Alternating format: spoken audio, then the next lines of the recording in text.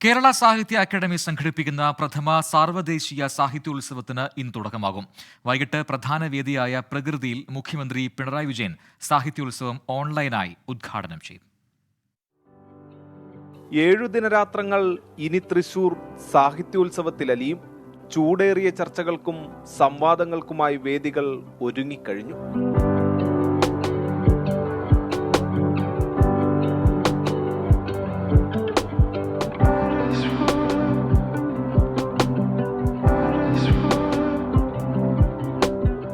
പ്രകൃതി, മൊഴി, പൊരുൾ, അറിവ് എന്നീ വേദികളിലായി ഫെബ്രുവരി 3 വരെ നടക്കുന്ന സാഹിത്യോത്സവത്തിൽ രാജ്യത്തിനകത്തും പുറത്തുനിന്നുമായി 500ഓളം എഴുത്തുകാരും ചിന്തകരും പങ്കെടുക്കും.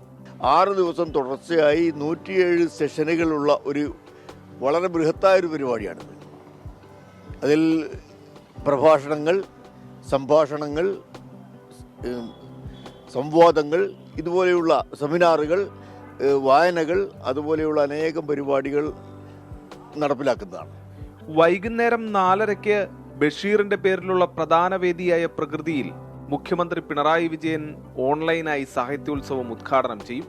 സാറ ജോസഫ് പതാക ഉയർത്തും. സാംസ്കാരിക വകുപ്പ് മന്ത്രി സജി ചെറിയാൻ അധ്യക്ഷനാകുന്ന ചടങ്ങിൽ രാഷ്ട്രീയ, സാമൂഹിക, സാംസ്കാരിക രംഗങ്ങളിലെ പ്രമുഖർ പങ്കെടുക്കും. 24 തൃശൂർ.